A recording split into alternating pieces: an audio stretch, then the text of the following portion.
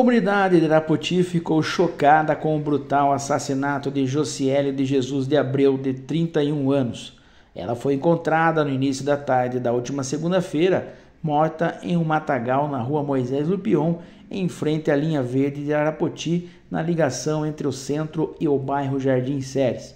Josiele estava desaparecida desde a noite do último sábado, quando familiares relataram que ela havia saído de casa no bairro Jardim Séries após as 23 horas e 30 minutos. Imagens de câmeras de monitoramento que vazaram nesta terça-feira mostram ela caminhando no sentido do centro da cidade e é acompanhada de perto por uma pessoa do sexo masculino que posteriormente foi identificado como Juliano Constantino, de 33 anos, um andarilho que circulava por diversos municípios da região e que já havia cumprido pena por estupro de vulnerável na vizinha cidade de Venceslau Braz. O agressor atacou a vítima e a arrastou para dentro da mata. Aproximadamente meia hora depois, as imagens flagram o indivíduo deixando o local, porém já sem Josiele, que foi deixada abandonada no matagal. A Polícia Civil aguarda o resultado dos exames periciais para confirmar o que ocorreu e como se deu a morte da vítima, mas a análise preliminar aponta que ela foi estuprada e estrangulada. De posse das imagens, a polícia conseguiu identificar o suspeito e começou uma intensa busca para localizá-lo. Ele foi encontrado 24 horas depois em Venceslau Braz, onde foi detido por policiais que estavam de folga. Nossa equipe foi conversar com o delegado Gumercindo Ataíde da Polícia Civil para saber mais detalhes do terrível caso que ceifou a vida de Josiele. Na segunda-feira pela manhã, o pai da vítima procurou a delegacia da Polícia Civil e registrou o boletim do desaparecimento da sua filha. Então, logo houve o registro do boletim, os nossos agentes passaram a fazer buscas tentando localizar a vítima. Obtiveram as informações do que ela teria feito quando saiu de casa, para onde ela se dirigia, e quando eles estavam fazendo toda essa diligência, tentando reconstituir, o itinerário que ela fez, a gente foi surpreendido por uma notícia por volta do meio-dia da segunda-feira do encontro do corpo de uma mulher ali na área central da cidade, e os nossos agentes se deslocaram até o local e identificaram como sendo a pessoa que estava desaparecida, a Josiele. Imediatamente, a investigação mudou de um desaparecimento para uma situação de um possível homicídio com um estupro, diante da cena do crime, quando a gente chegou no local e constatou os indícios lá. Então, os nossos agentes passaram a coletar informações de como teria ocorrido esse delito, ou esses delitos. Através de imagens ali que a gente obteve das câmeras de segurança, a gente tem o início dessa execução do crime, tem a imagem do suspeito e, a partir disso, passamos a levantar a identificação desse indivíduo. Foram abordados aí vários moradores de rua, tanto na cidade quanto nas rodovias que margeiam aí a cidade. Conversamos também com o pessoal da assistência social aí da cidade. Conseguimos ter uma identificação com relação a quem seria essa pessoa, e a partir daí começamos a fazer buscas, não só em Arapoti, mas também trocando informações com as polícias civil e militar de Jaguariaíva e também de Venceslau Braz.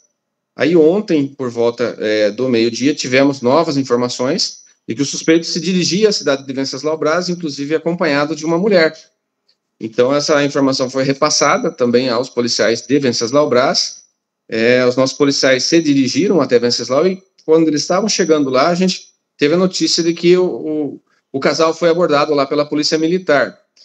Durante a abordagem, a mulher que acompanhava o autor, ela se identificou como sendo companheira dele, que estaria com ele já há cerca de um ano, convivendo com ele, ambos moradores de rua, e alegou que estava sendo ameaçada e constrangida por ele a acompanhá-lo nessa fuga de Arapoti, porque ele percebeu que a polícia estava chegando próximo da sua captura.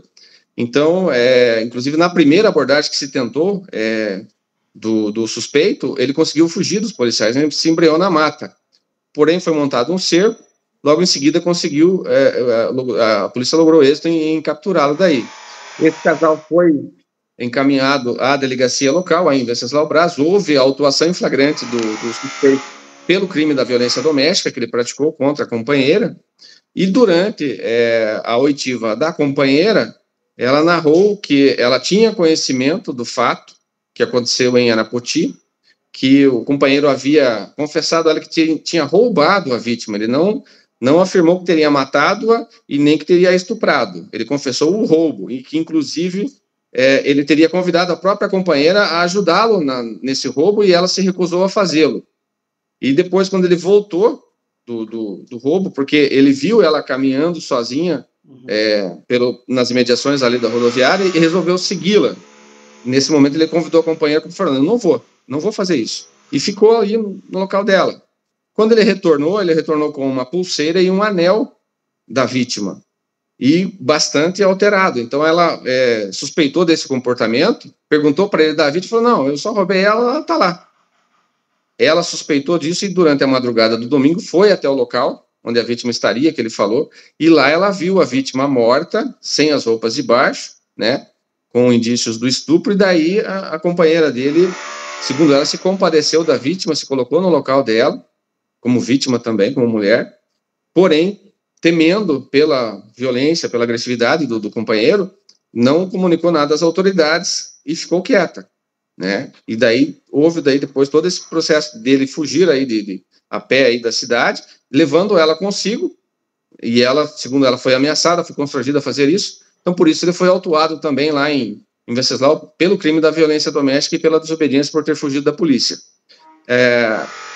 Durante a oitiva da esposa do companheiro em Venceslau, ela nos narrou que esses objetos que pertenciam à vítima, a pulseira e o anel, ela viu o companheiro esconder esses objetos em uma árvore, num tronco de uma árvore próximo da rodoviária, um tronco oco, onde ele colocou a pulseira, colocou o anel e cobriu ali com papel para disfarçar. E quando ela deu essa informação a nós, os nossos agentes ali foram até a rodoviária, localizaram esses objetos, levaram até a família da vítima, que imediatamente esses objetos foram reconhecidos como sendo da Josiele, certo? Nós também conseguimos, através dessa informação da esposa do autor, onde ele havia jogado a camiseta que ele usava no momento do crime aí, em Arapoti. Ela nos informou o local, que também era nas imediações aí da rodoviária. Nós arrecadamos também essa camiseta para futuro confronto de material genético com o eventual material genético que tenha sido colhido lá pelo ML no momento do exame de necrópsia. Em função disso, na sequência, eu interroguei o autor, né, com relação ao crime aí de Arapoti. E ele admite efetivamente que a intenção dele sempre foi roubar a vítima, porque ele estava no momento da abstinência do uso de drogas, precisava de mais drogas, não tinha dinheiro para comprá-la, então resolveu roubar a vítima para transformar esses objetos que ele subtraísse dela em eventual moeda de troca para a compra de drogas. Alegou que somente empurrou a vítima e apertou o pescoço dela sem matá-la e que não teria a estuprado. Não acreditamos, obviamente, nessa versão, mas como ele e a própria esposa dele confirmou que a abordagem que ele fez na vítima inicial sempre foi com a intenção de roubá-la, de subtrair objetos, e como ocorreu o resultado morte, então ele foi indiciado pelo crime de latrocínio e também pelo crime de estupro.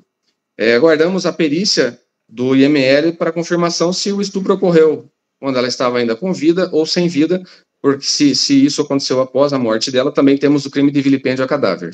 Ele registra antecedentes de estupro após a maioridade penal e também registra antecedentes antes, quando menor de idade. Me parece, eu não tenho essa informação precisa ainda, estou aguardando chegar oficialmente para mim os antecedentes criminais, mas me parece que também é um crime sexual que ele praticou ainda quando adolescente. Segundo ele cumpriu a pena dele com relação ao estupro quando maior de idade, né, e já teria cumprido essa pena, estava livre, né, a justiça liberou com relação a esse crime. Porém, diante da gravidade dos crimes aí que ele praticou, a gente ontem mesmo já representou pela prisão preventiva dele, apresentou o pedido ao Poder Judiciário, e estamos aguardando a análise do Poder Judiciário com relação ao pedido. Por enquanto, ele permanece preso em flagrante pelo crime de violência doméstica que ele praticou lá na cidade de Venceslau. Ele tentou, na verdade, uma passagem aí no setor de assistência social. Na segunda-feira, pela manhã, ele procurou o atendimento do serviço social, não conseguiu essa passagem, E daí passou a sair, ele já saiu na segunda-feira aí a pé, pernoitou em Calógeres e ontem de Calógeres ele estava sentido Venceslau Braz. Com certeza, pela condição social dele atual, ele iria se subtrair, né, aos efeitos da justiça, desaparecendo aí, indo de cidade em cidade, e seria realmente muito difícil de localizá-lo. Felizmente, a polícia ontem foi bastante eficaz, muito célere, muito competente, e conseguiu prendê-lo.